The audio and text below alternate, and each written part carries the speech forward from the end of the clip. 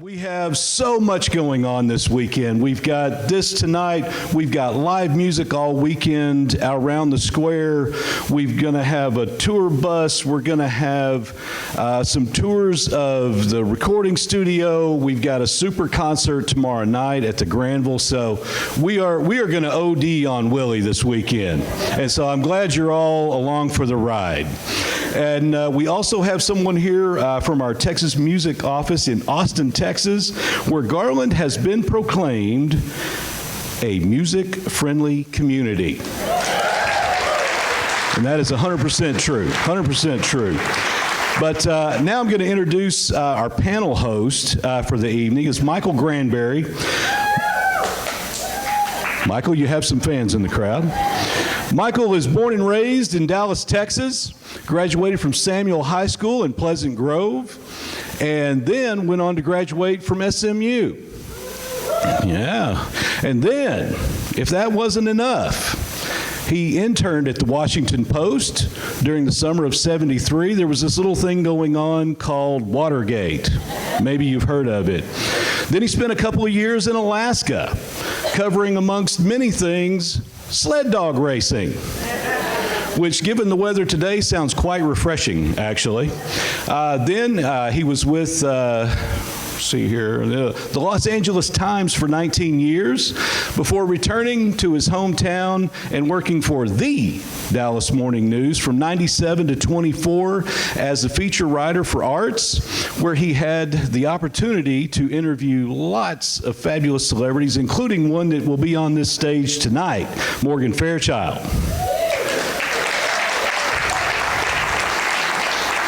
Michael has recently written about Willie and Red-Headed Stranger in Cowboys and Indians magazine. And I'm going to read this part here because there may be some legal issues later on that come up. So I'm going to read from my notes. It says, and he enjoys serving as a music producer of sorts for the highly rated national podcast, The Tony Kornheiser Show, hosted on ESPN, and he doesn't know this yet, but before the end of the evening, Michael hopes to get a commitment from Joshua Ray Walker to have his songs played on the show. Now, seeing as I'm the mayor, this becomes an official document, therefore becomes law at some point, so there may be some legal issues later, but please welcome Mr. Michael Granberry.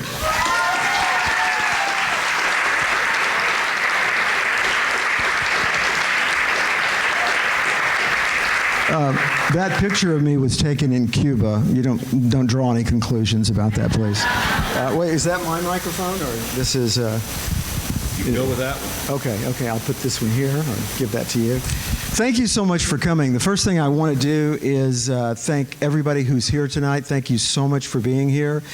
This is a great venue. It's great what they've done with the downtown. I want to thank the mayor. Thank him so much. I want to thank the Cultural Arts Commission and the person I've worked the most closely with on this project, Amy Rosenthal, the Cultural Arts Director, who has just done such a tremendous job. It's been a lot of fun. I really appreciate it. One of the people who wanted to be here tonight is Willie's longtime harmonica player, Mickey Raphael. And there's one reason he told me to tell you he could not be here. He's performing tonight at a place called the Hollywood Bowl in Los Angeles. And there are two acts. He's performing with the headliner, who happens to be 92-year-old Willie Nelson. But they also have a warm-up act, even though the warm-up act is not much younger. He's 83 years old. His name is Bob Dylan.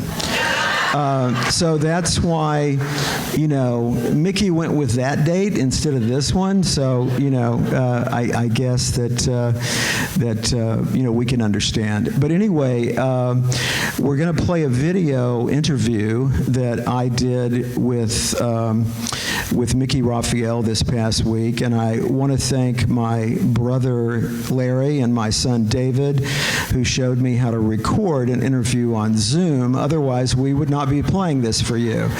I would be at the Hollywood Bowl seeking refuge.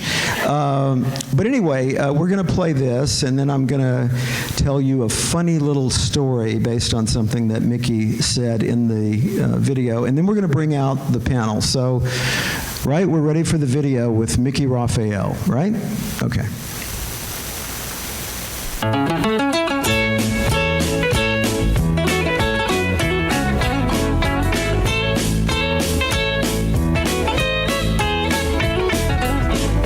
Hey, Mickey, thanks so much for doing this. As we understand it, you played a key role in where Red-Headed Stranger was recording, that being in Garland, Texas, the reason we're here tonight. How did all that come about?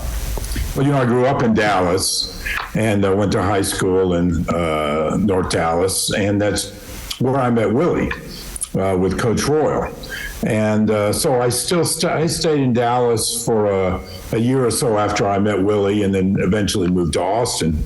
And then we toured all over the country, and Willie was, he had written this group of songs that he wanted to do a record of. And I think we were playing, and might have been playing in Oklahoma and on our way to Austin. And he said, "Do you know a studio we can go to?" And I said, "Well, there's one in Garland, and it's right on the way. We could stop in." I said, "I've worked with this at this recording studio when I lived in Dallas, and Phil York, the engineer, and who put the studio together, is a really talented guy to work with." So we pulled into, we contacted Phil and made plans to record Red-Headed Stranger at the studio in Garland. That's terrific. I think we should let the audience know that you graduated from Hillcrest High School in Dallas. I did, in 1969. All right. Great year to graduate, right before Woodstock. Yeah. Right. Yeah. How did that one room in a Garland studio give Willie the sound he wanted? What kind of album had he hoped to create that would make it different from what he had experienced in Nashville? And what was he up against in creating the kind of album he wanted? Well, I think that the way his contract read with Columbia was that he had complete creative control and could turn in whatever he wanted to for his record. So that being said, he decided to record with his band, with the road band, which is never done. Because all the guys, are using studio musicians, and you have a producer who tells you the arrangement, and the artist really doesn't have that much input, at least at that time. So this was a first for Willie and almost country music, for him to go into a studio with a band and make a record. So the studio had several rooms. I mean, there was isolation, there were drum booths and other little rooms for guitars, but we were set up in the main room with Jody Payne on guitar and B. Spears on bass, and Willie and myself just kind of sitting around, facing each other. And the drums were in a separate room, but with glass walls so we could see, everybody could make eye contact. And he just had a stack of paper on his knee with the song, either the song titles for the ones he didn't write and the song lyrics. And we just started from the top and started recording this project. Amazing. And that is the first album on which the Willie Nelson and Family Band appears, right? Well, they're on Shotgun Willie. Mm-hmm. With some studio cats too, but this is the first time that Willie just went in as a producer also, and so it's the first time he's produced himself. With no outside help, there was nobody from the label. There was no other producers there. It was just Willie and the band. What did you think of the success of the album? I mean, it just exploded and really, I think, was a turning point in his career. It was transformative in terms of not only his career, but also his life. What did you think about all that? Well, it was kind of a surprise because when he turned it into the label, they weren't happy with it. They said, "This is a great demo. Now go back and make us a record." And Willie said, "No, this is, my deal says that that I am in control, in creative control, and you've got to take it." And they put it out reluctantly, and it, just was an iconic, record for him and for country music, I think. It's really amazing how, so the movie version that these people are going to see tonight came out in 1986, and in that, that period of about a decade, his career just went wild. I mean, he had all these hit albums, between that period. And, it's really amazing. And you are 19 years younger than Willie. How did you happen to join Willie's band at such a young age, and how have you managed to remain a part of it for such a long time? Well, I met him through Darryl Royal, Coach Royal, who was the coach of the University of Texas football team, and he was a friend of Willie's and a real patron of the arts. And he had gotten word to me when I was living in Dallas that he was having a little picking party in his hotel room after the ball game. I think Texas was playing Arkansas. And so and he said, I want to meet you, bring your harmonicas, you meet some of my friends. And Willie was there and Charlie Pride, and they just kind of passed the guitar around. There's about 30 people in the room, and just trading songs and listening to the singers play. And, I was really impressed with Willie. I didn't really know who he was at the time. But Willie said, "Hey, if you ever hear we're playing anywhere, come sit in." And I started doing that, just started showing up at some of his gigs. And I guess the reason I've got the longevity, I was never officially hired, but I was never asked to leave either. That's great. That's great. Mickey, thank you so much for doing this. We really appreciate it. I know the crowd will be very happy about this. Oh, it's my pleasure. And I'm sorry I can't be there. We're in LA this weekend with Willie and Bob Dylan. Wow. Thank you again. All right. Thank you very much. Thank you. Take care.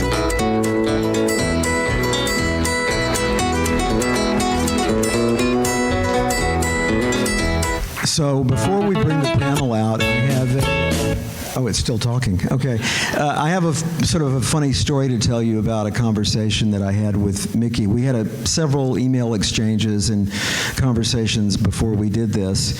And just in chatting, I told him that as you've already heard, I contribute songs to this podcast called The Tony Kornheiser Show. The host of the podcast is the co-host of a popular show on ESPN called Pardon the Interruption. It's been on 23 years now, and it's essentially a sports show, but they do 2 songs of independent music on every episode, and in that regard, it's become a real forum for independent artists. I've been sending music by singer-songwriter friends of mine since 2018. So I asked Mickey if he would like to do 2 songs, and he said, well, they might be instrumental, and I said, they love that. That'd be great. And there was this pause, and he said, well, I would like to do it, but did you say this was a sports show? And I said, yes, most of the time it's a sports show. And he said, well, I hope this is not a problem, but the truth is, I hate sports. I said, you hate sports? And he said, yeah, I don't like sports at all. I hate it. I don't follow it at all. But then, I'm sorry, I dropped the ball near the end of the interview. He owes his whole career to Darryl Royal, the UT football coach. So I don't quite understand the hatred of sports. You would think he would at least make an exception for UT football, right? So that was fun. It was fun talking to him, and I really appreciate him doing this. And what we're going to do right now is bring out our panel. Morgan Fairchild, Joe Nick Patoski, and Joshua Ray Walker. And I'm going to tell you a little bit about each of them after they sit down. Guys, you want to come out?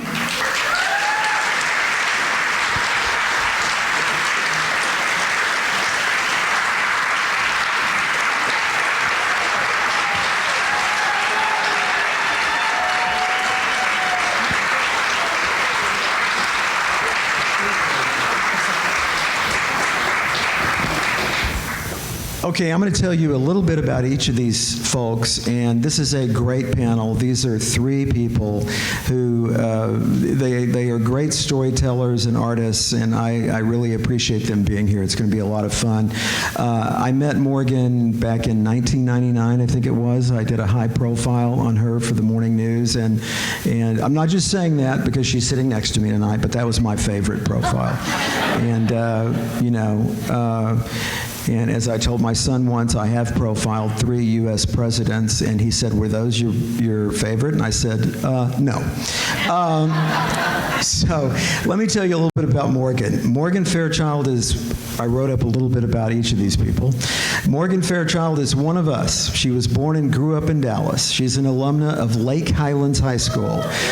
And her mother was, for so many, a beloved teacher in the Richardson School District. As a child, Morgan was so shy, her mom thought it might be good to get her involved in a theater program. Morgan and her sister, Catherine Hart, who's here tonight, the Juilliard-trained founder of Heart and Soul Studio in Dallas, ended up at Theater 3, where both excelled as actors. Even before leaving high school, Morgan was cast as Faye Dunaway's double in the Oscar-winning movie Bonnie and Clyde, which was filmed in North Texas. And now, in a career that has spanned almost 6 decades, Morgan has starred in such hit television series as Flamingo Road, Falcon Crest, Paper Dolls, and Dallas. She has excelled not only as an actress, but one with a deft comic touch in such TV shows as Happy Days, Mork and Mindy, Friends, and Murphy Brown. But that's not all. Morgan remains one of the most intelligent, committed citizens and activists I've ever had the privilege of writing about. She has a vast following on social media, where her passions extend from rescuing animals in the hope of finding them forever homes to educating people all over the world about the latest in science and medicine.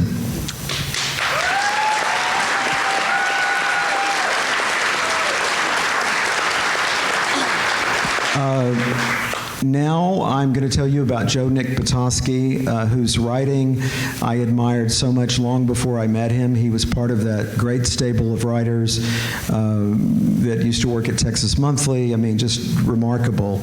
And Joe Nick has been writing about Texas and Texans for 6 decades. He is the author of what I consider the definitive Willie Nelson biography, Willie Nelson, An Epic Life. He has also authored or co-authored the biographies of Stevie Ray Vaughan, Selena, the Dallas Cowboys, and the City of Austin, and wrote the Text to Coffee Table books on the Texas mountains, the Texas coast, and Big Bend National Park.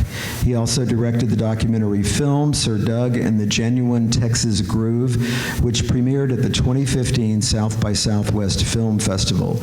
A staff writer at Texas Monthly for 18 years, he was part of the 7-person team writing the 2020 cover story, all 154 Willie albums ranked.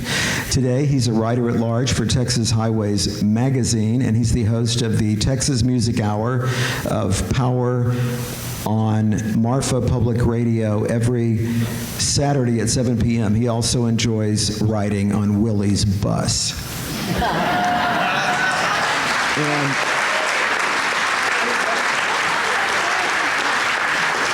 And the gentleman on the end is, who I've had the pleasure of meeting tonight, is Joshua Ray Walker.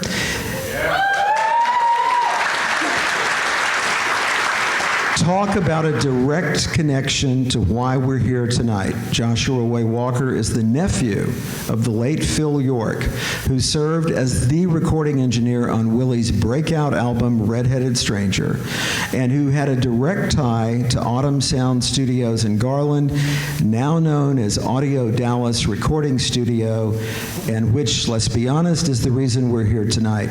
And Joshua Ray, I understand all your records have been recorded there, is that correct? All of my original records. Wow, that's great. Joshua Ray has recorded 5 albums, the most recent being Thank You for Listening, which was released in 2024, which is remarkable since in December of 2023, Joshua learned from his doctor that he was suffering from cancer. As an article in the Dallas Morning News revealed last December, quote, his December 5th, 2023 performance on Jimmy Kimmel Live is remarkable, even if you don't know the man at the microphone has been whiplashed by a diagnosis. Walker's voice splits the silence as the camera holds close on his face and he belts, I'm crying 'cause I love you. We are happy to report that Joshua Ray is now cancer-free, and we are...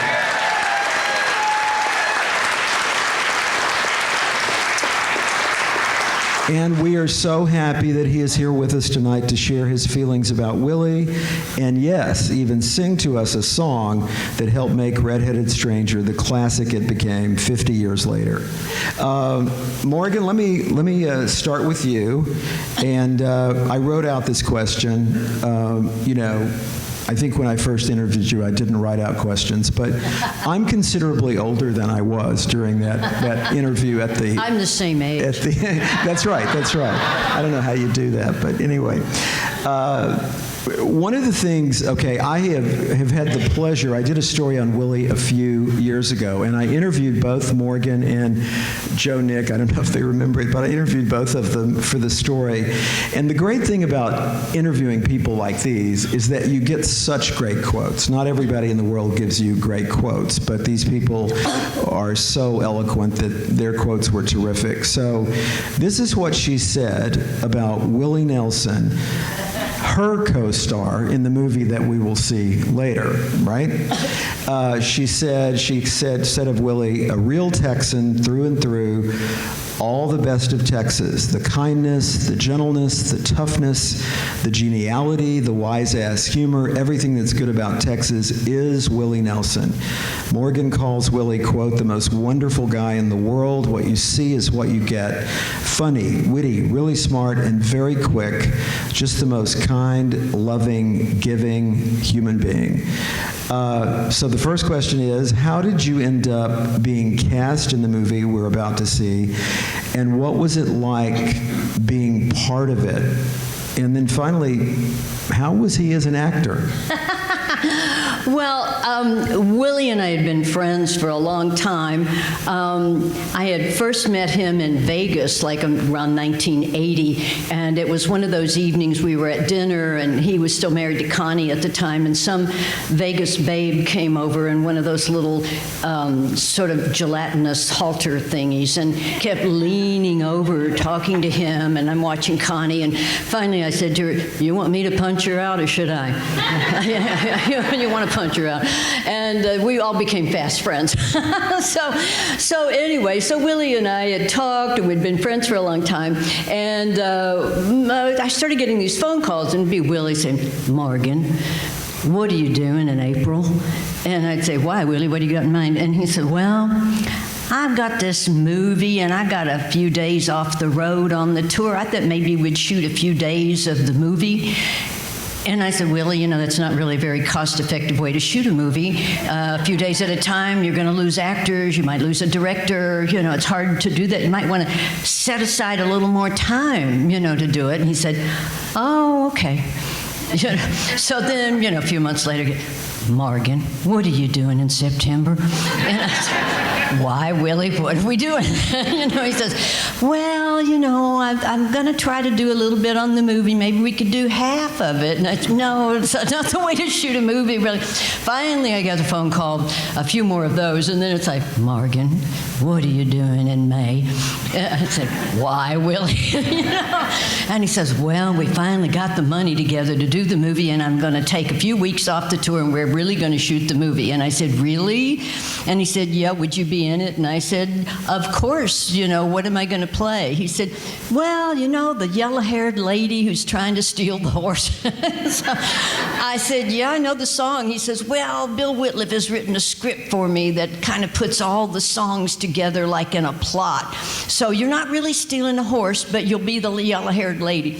So I said, okay, you know, but I said, Willie, listen, I got an off-Broadway play offer on the table, and I got a TV movie. Are we really doing this?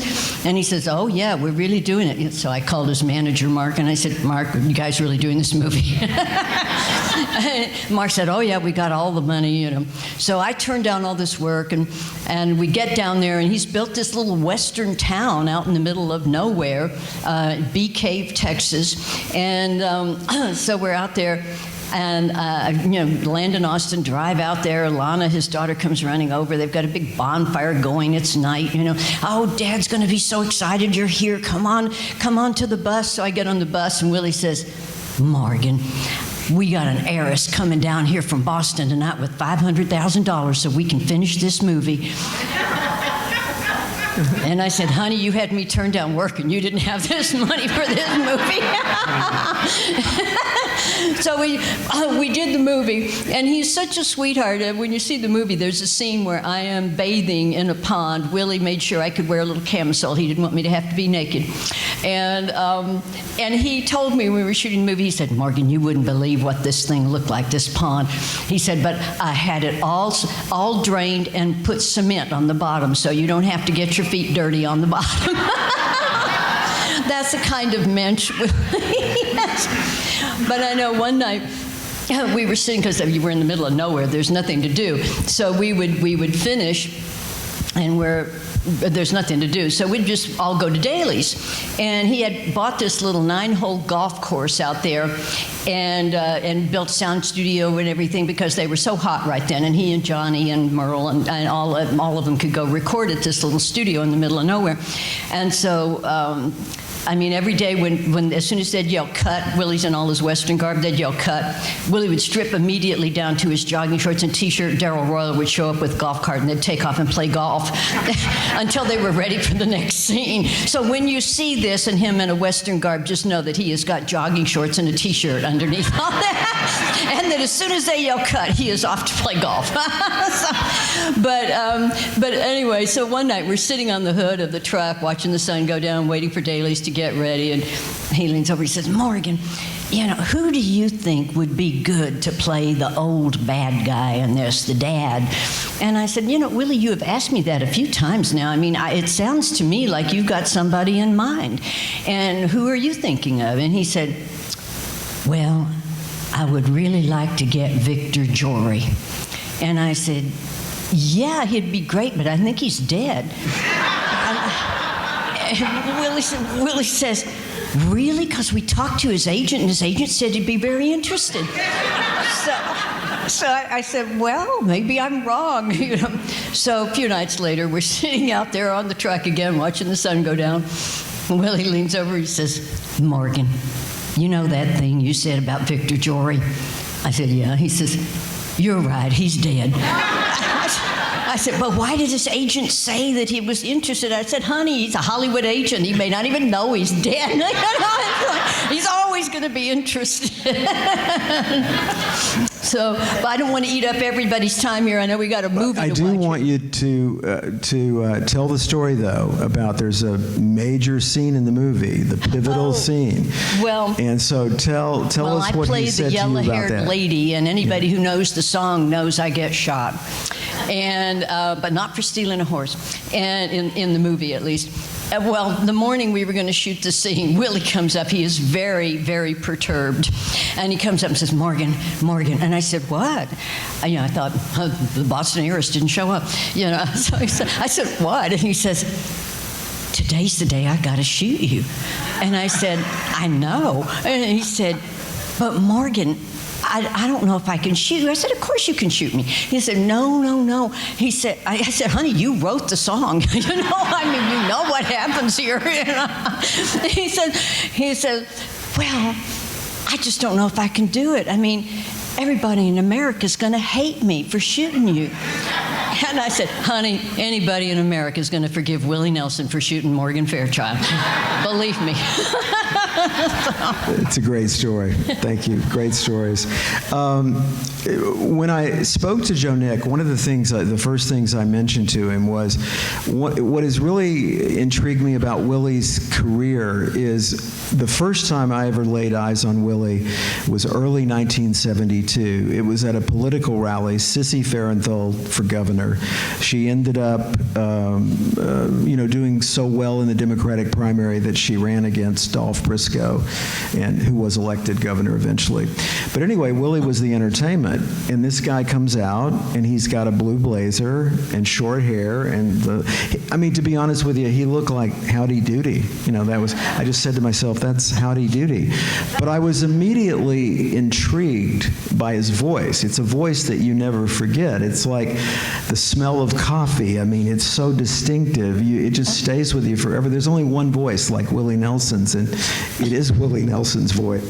And but when I was chatting with Joe Nick about this, what has always amazed me is he makes this, his looks change. He says, get lost to Nashville. He moves to Austin. He kind of becomes the biggest thing in Austin. Not only was this album incredibly transformative, but it really kind of transformed his life as well. And it transformed Austin. And I think that was the thing that always amazed me about him, the lasting imprint that he left on Austin. So I asked Joe Nick, and this was a great quote, what did he think was the impact Redheaded Stranger had on Willie's career, but also the role Austin played in redefining his career? And Joe Nick said, his career should have been over, but he reinvented himself in Austin, and he became what we now know as a one-time superstar. Willie transcended even football.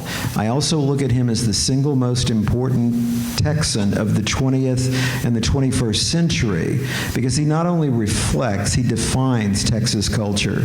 No single person epitomizes the qualities that make Texans different from other people and separates Texas from the rest of the world, not just the United States. How's that for a quote, huh?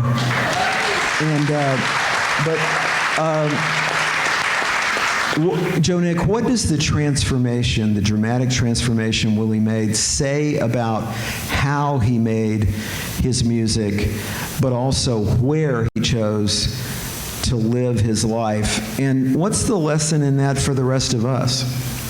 Well, I think music is all about place to me, and I've always tried to tease that out. When music that's distinctive, it sounds like it comes from somewhere, and it represents something. And I just look at Willie's career, and you were talking about him being clean cut. I remember as a kid watching Channel 11 on Saturday night. They would have all these country music shows followed by wrestling and roller derby. And early on, the first show was the Cowtown Jamboree, and it would plug acts that were playing at the Panther Hall that night. And Willie was always on. And I thought he was a local guy because he was on so frequently. Well, when he went to Nashville, he didn't want to be just a songwriter. He wanted to be an entertainer. And Texas was still solid ground. He couldn't play much outside of Texas, but in Texas, he had a solid following in the 1960s. So when he ran out of, it helped that his house was burned down in Nashville, and he wound up in Bandera, kind of cooling his heels, and went over with his band and his crew, his family, all occupied this dude ranch that was bankrupt in outside of Bandera, and they play every Saturday night at Flora's General Store in Bandera, or in Helotes. But it was coming back to Texas, finding solid ground, and then finding his way to Austin were about the time that you saw him playing for Sissy Farenthold. He found like young people liked his music. And they weren't like traditional country music fans. And certainly when he played the Armadillo World Headquarters, it was a big crossover. So before 1975, those early years, 71, 72, 73, 74, Willie became big in Austin, and he became big in Texas. I mean, you know, he was big when his 2 Atlantic albums he did. He was pretty big. But he would cross over. I remember Connie telling me, he said, yeah, you go to Louisiana, and people were like, who's that guy? So he had the seed of it here, and he had this really powerful band that if you saw the band, I mean, at one point in 74, he's got 2 drummers and 2 bass players, because Willie didn't like firing anybody. But you know, it was a jam band. It was like, I'd seen the Allman Brothers, I'd seen the Grateful Dead, and here were a bunch of country guys, and I remember seeing them on a flatbed truck at Morris Ford, showing off the 74 Fords in Austin, and all of a sudden, you know, they played traditional country, and then they went into this jam. So they were doing some crazy stuff. It was 3-hour shows, 4-hour shows. So to come up here in 1975 in January, first it started in January. Willie and Connie are driving back from their first ski trip in Steamboat Springs, and Willie says to Connie, I've got an album that I'm supposed to deliver to Columbia Records, my new label, pretty quick. And they started riffing on this long drive home. And I think it started with Connie suggesting, you know, when you were a DJ in Fort Worth in the 50s, you used to sing that song on the radio and sing it to your kids at home, Red-Headed Stranger. Why don't you do something like that? And Willie had done 2 previous concept albums. His previous album was Phases and Stages, which talk about a deep concept album. Right. It was looking at a relationship and the breaking up of a relationship. One side was from the man's perspective, and the other side was from the woman's perspective. And Willie wrote it all. And before then, he did an album called Yesterday's Wine, which was all about mortality. And so those were some pretty deep concepts, and it was too deep. No one was buying it. And in fact, Phases and Stages was his second album for Atlantic. Atlantic dropped him, and that's how he wound up on CBS. So all these circumstances are kind of, okay, let's do a concept album. And on that drive home from Steamboat Springs to Austin, the album took shape. And it started really with Willie doing that one original song, The Time of a Preacher. That's original and that's unique, and that kind of takes the Red-Headed Stranger, and then Time of the Preacher makes it, the story begins. And then it becomes a very distinct story. Willie went home. He had talked, Connie was writing lyrics and taking notes as they drove home. They got home. Willie sung everything that he could put together into a cassette, played guitar, and brought it up to Garland. And first, you got to understand, Mickey did the deal with Phil York because it was a brother deal. That Phil had just got the gig. He had been working at Summit Burnett, but he'd gotten the gig at Autumn, and they were paying him more money to be the house engineer. So he was real excited to come over to Garland, to Autumn. The first 24-track studio in Texas, state of the art. And also, they had a Bosendorfer piano, 92 key. It's very important to know that, because when Bobby Nelson saw that, that changed her life. And when Bobby passed, she had 2 Bosendorfers at home. So, but Phil wasn't getting any business at this new studio. They had it real tricked out, all the equipment, state of the art, and nothing was happening. So, Phil, go out and find us some work. And the studio asked Phil, and Phil was able to offer Willie, come up here for one day for free.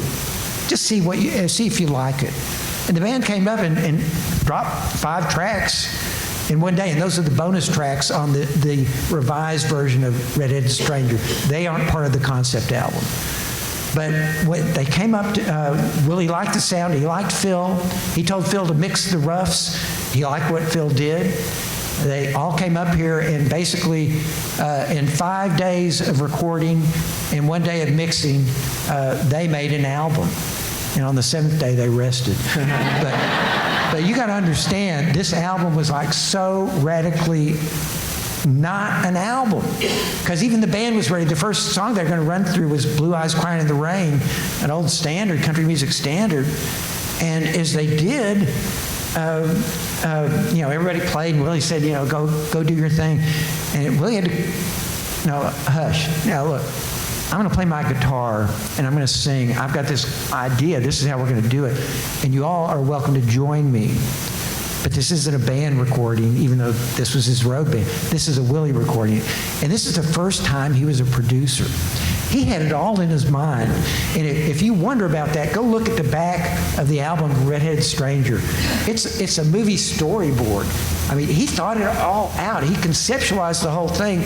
And he had to tell Phil, he had to slap him on the hand a couple times. Don't use any of that EQ. That's what they do up in Nashville. And no, I don't need any reverb. That's a Nashville thing.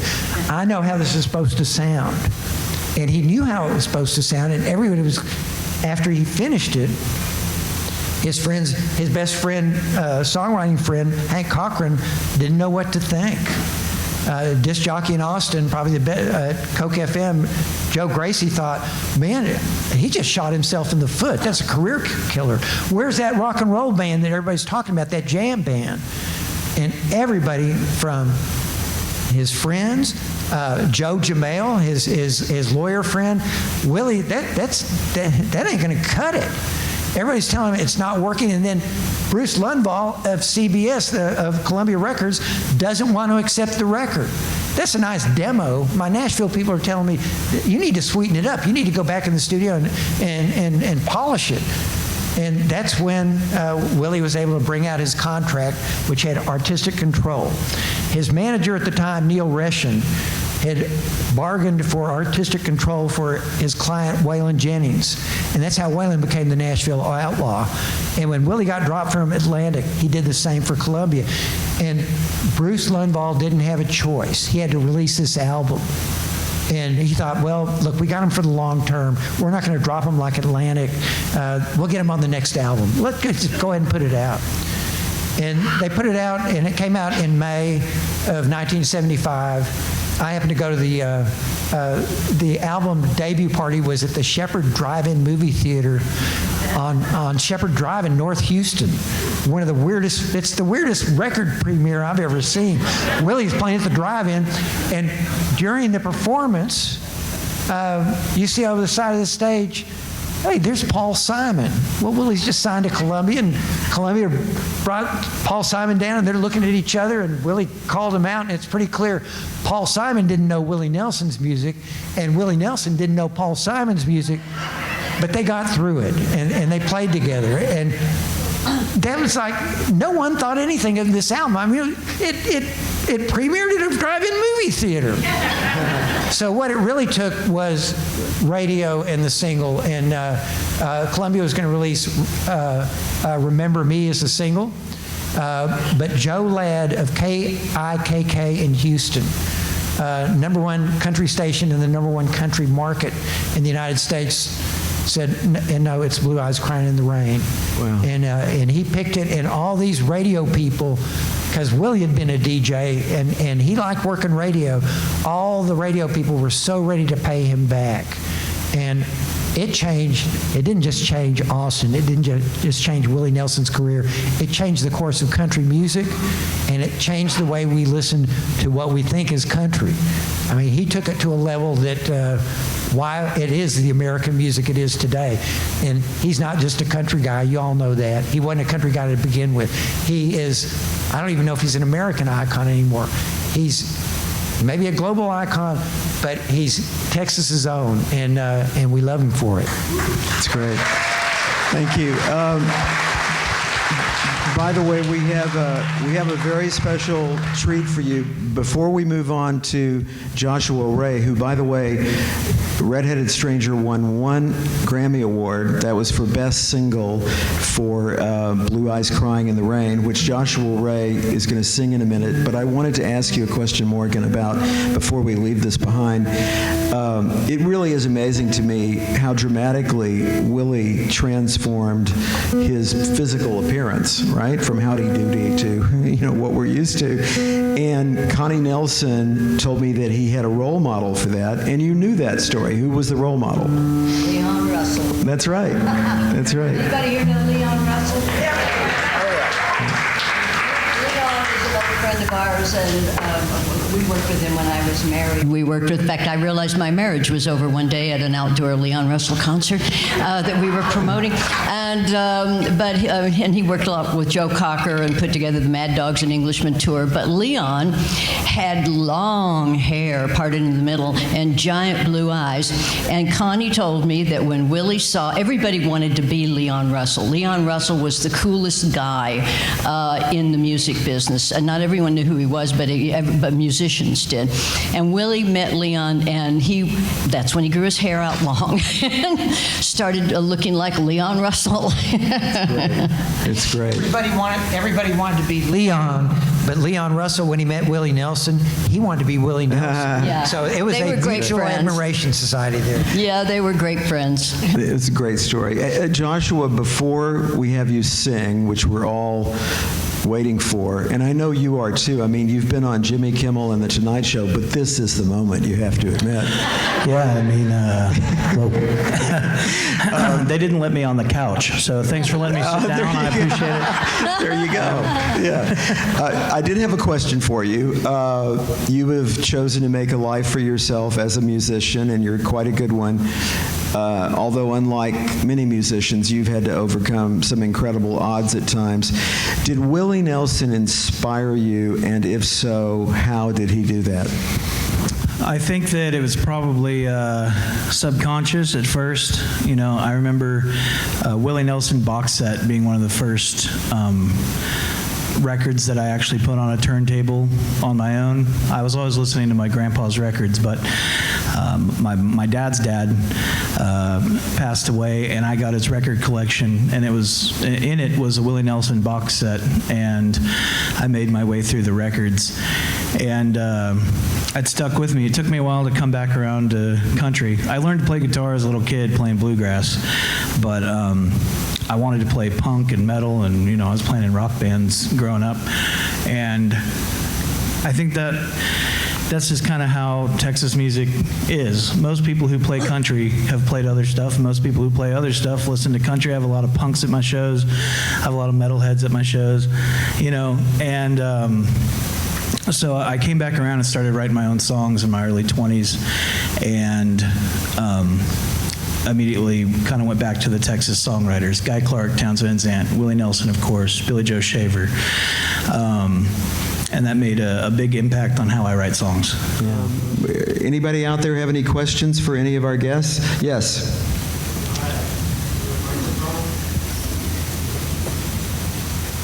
Does 10 minutes sound about right, Amy? Is that okay? Okay. Okay. All right. I'm the runner. Thank you. Raise your hand again. Here's my girl. That was beautiful. Thank you. That was great. Is this on? Yeah. Hi, Ms. Fairchild. A couple of questions for you. First, a real quick memory. I actually met you very briefly in the early 80s at the premiere of a movie called Waltz Across Texas. Yeah. In an event, I think, if I remember right, that was held at the Anatole Hotel. Say again? At the Anatole Hotel, I think, is where that event was, the big premiere was held. I still have pictures of you at that, at that event. Is this a blackmail attempt? No, not at all. But I have two questions. One is how you got the job doubling for Faye Dunaway in Bonnie and Clyde, and what stories do you have of that shoot? Second question is, 4 years after that, Larry Buchanan made his kind of version of Bonnie and Clyde called A Bullet for Pretty Boy, in which you make your debut. I just watched it on YouTube earlier today, and I wondered, it's kind of a cameo now, I think you would call it, but what memories you have of making that film? Well, thank you. With Bonnie and Clyde, my sister and I started at Theater 3 back in the day when we were kids. I was 10, she was 9, so I'd been working in theater for a long time here in town. And I remember I was getting ready, it was Thanksgiving, I think. We were getting ready to walk out the door to go open A Funny Thing Happened Away to the Forum. And I get a call from a gentleman who owned most of the sound stages in town, and I'd been doing a lot of commercials and things like that. And he said, "You want to be in a movie?" I said, "Okay, sure." And he said, "Well, be at the North Park Inn tomorrow morning at 5 a.m. And I said, "Hey, I'm opening a show tonight." I'm 16. I said, "I'm opening a show tonight. I don't know if I can get there at 5. He says, "Well, I'll be there at 5 or no movie." I said, okay, I'll be there at 5, you know. And then just as I'm getting off, he says, "Oh, by the way, can you drive stick shift?" And being an actor, I lied and said yes. And then I got to the theater and I said, "Guys, you got to take me out back at intermission in the alley and show me how to drive stick shift." So I arrived in the North Park Inn parking lot, 5 a.m., and I have no clue what I'm doing. And they rounded us all up, a bunch of us, and put us on a bus and took us an hour and a half drive, like out in the middle of nowhere, Texas. And, we get off. It's still dark. It's November in Texas, and it's still dark, and there's nothing but fields and rutted dirt roads, and I have no clue what I'm doing. So I said to somebody, what do we do? And he, "Well, why don't you go look at the set?" I said, "Okay, where is the set?" And so just go down that road. And so I'm wandering down this rutted dirt road, looking at a lot of scrub oaks and mesquite trees, and I don't see anything. It looks like a set. Now the sun's starting to come up, and sort of coming toward me, I see this in silhouette, this figure of a guy. It looks like that old James Dean poster, kind of slumped over with the hands in the pocket, coming toward me. So it's the only person I've seen. So I said, "Excuse me, sir, do you know where the set is?" And he looked up and said, "And it's Warren Beatty at 28, the most gorgeous thing I've ever seen." And I said, "Oh yes, I'll show you the set." so they showed me the set, and it was a wonderful experience. So it's like I'm kind of not in the movie, but I'm phased double. So a lot of the driving scenes or anywhere where it's far enough away or silhouetted or anything where you can't, but sometimes in the back of my head in the driving scenes where you can't be sure it's not, it's me. And then Bullet for Pretty Boy. Well, before I finish that, I just want to say, because Gene Hackman just passed, I mean, here I am at 16 getting to hang out on set with Gene Hackman, maybe his third movie, Estelle Parsons, maybe her third movie, but Faye Dunaway, maybe third movie. Warren was already a big star. But I remember sitting on this, and all of them were so kind to me, but I remember sitting on the set one day with this young actor who had one scene, and he was really nervous. So I'm the kid sitting here talking to him all day, getting, as they get closer to his scene.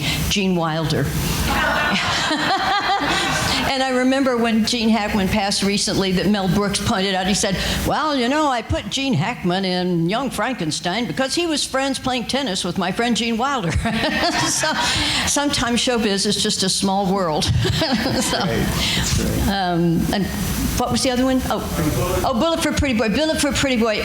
Yeah, I mean, I don't have much to do in it, but I'm in it. And Fabian was the star of it, which if any women of a certain age here remember, Fabian was quite the hot thing. And oh yes. and that was fun, and another kind of gangster kind of film. I didn't have a lot to do in it, but sit around and look interested in the guys firing guns. That's great. Yeah. Do we have anybody else? Anybody else that would like to ask a question? Yes. But I'm way over here. I have teacher voice. I adore you. I have followed your career from forever. I met Willie in 1972. Say what? I met Willie in 1972. I'm giving this girl Okay. I met Willie in 1972. Okay. I went to college up here, get away from Gossip Mill where I lived, and came up here to the Dallas area. This has been my home ever since. And I used to go to Austin to the Armadillo to listen to Willie. SMU, I was there a semester with my best friend who was from Austin. And we went to see Willie and Waylon and Rusty Weir. At the time, we were all real big into Rusty Weir. Okay, sorry. So you can hear better? Yeah, And I Rusty- can hear you. It's kind of muddled, so I can't Okay. quite sometimes understand. Rusty, Waylon, and Willie were the three guys. my roommate and I bought tickets at SFA and worked our way up front to the stage. And we're sitting there hollering and screaming for all three of them. Now you talk about Dallas. What was your favorite impression of Dallas when you worked here? I'm sorry, my impression of what? The Dallas, the show.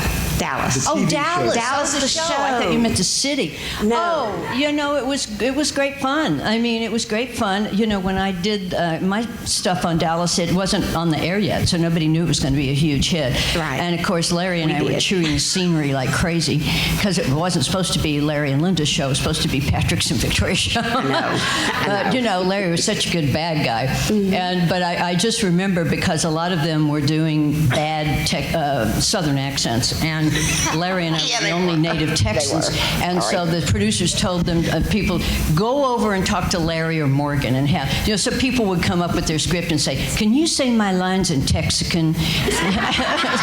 So I can hear what it sounds like. But can I tell one more Willie story? I just want to tell one Willie story because I love this story. So one time in the 80s, when Willie and Connie were still together, and Willie played the amphitheater in LA, and so after the show, Willie says, we're going over to Dinah Shore's house. You want to go? And I said, well, I don't really know Dinah Shore. I don't want to crash her party. I said, no, it's a big thing. So we pat on the limo. We go over the hill into Bel Air. We go to Bel Air. We walk in the front, and in this big foyer, there's a big buffet lined up, and there is Gregory Peck at the buffet, and Willie just stops dead. And I said, are you okay? And he said, my God, it's Gregory Peck. And I said, yeah. He says, I love Gregory Peck. He is my favorite actor. Duel in the Sun is my favorite movie. I said, you want to meet him? He said, do you know him? I said, yeah, we do a lot of charity work together. So I go over and introduce them, and they're gabbing at the table. Finally, it's time to go. We pile back in the limo, and we're going back over the hill, and, Connie and I are talking, and Willie says, Gregory Peck thinks I'm a good actor. I said, well, you are. We're talking, and Willie says, no, really, Gregory Peck thinks I can act. And I said, well, yeah, Willie, Electric Horseman, all this, He said, so, and Willie Waddy Pop says, he thinks I can act. I wonder if he's ever heard me sing. I said, I don't know. So cut to about 6-8 months later, I am hosting Chinese New Year at Caesar's Palace with Gregory Peck and Cary Grant. So we're going in the private Caesar's jet, get on the jet, and Gregory Peck leans over. He says, Morgan, now you're a good friend of Willie Nelson's, right? Do you know how to reach him? And I said, yeah, but my address book is in luggage. And Cary Grant leans out and he says, what? Who are we talking about? And he says, oh, Willie Nelson, the country singer. He says, oh, is he that chap that sings? And Cary Grant starts off in this song that sounds like On the Street Where You Live from My Fair Lady, but it's the Cary Grant version of On the Road Again. So when I get to the hotel, I called Willie and I said, okay, now I'm not going to give your information to anybody, but Gregory Peck wants to get in touch with you. He says, really? He thinks I can act. I said, I know. He says, do you think he wants me to be in a movie? I said, I don't know, Willie. He didn't tell me what he wants. He says, okay, give him my information. He thinks I can act. I said, I know. So it turned out Gregory Peck was producing the Oscars that year, and he wanted Willie to sing on the Oscars, which is a huge honor, but I know he really wanted to do a movie with him because he could act.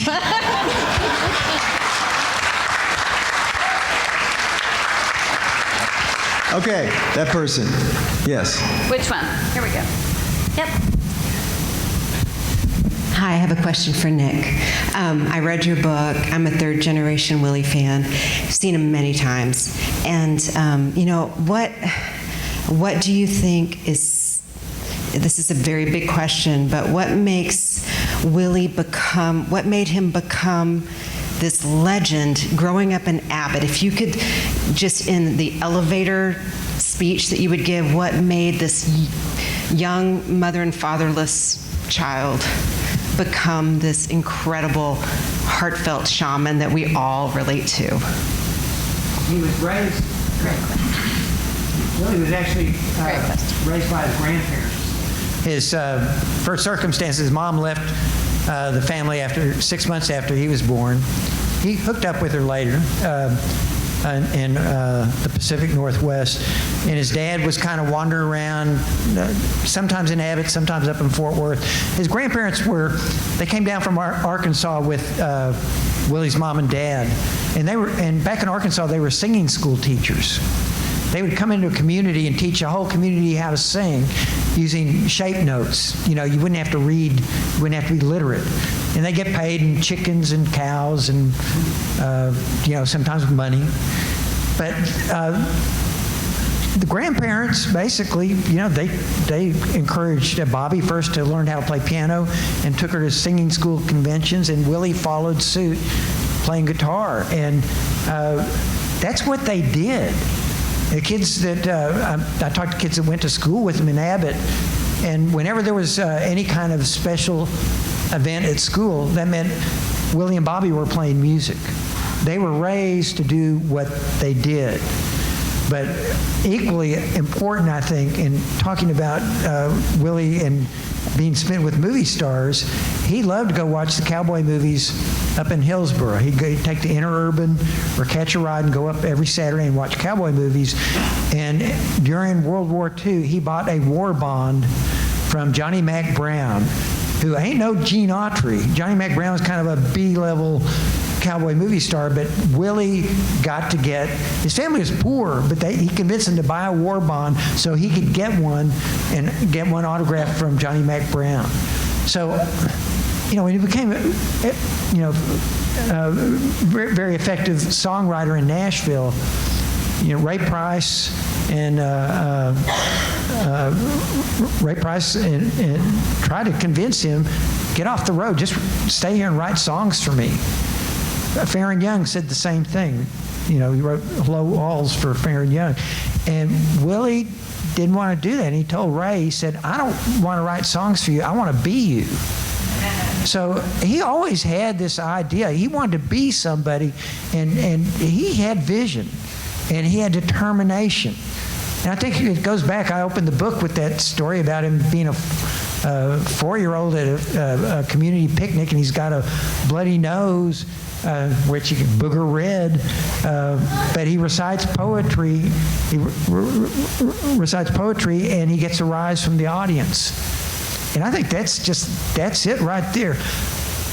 Being with Willie, getting to ride with him on the bus, there is nothing he would like more to do. If he was here right now, he'd want to sit right there and play guitar and have us all listen, because that's what he was raised to do. And he loves playing, and he will play until he can't.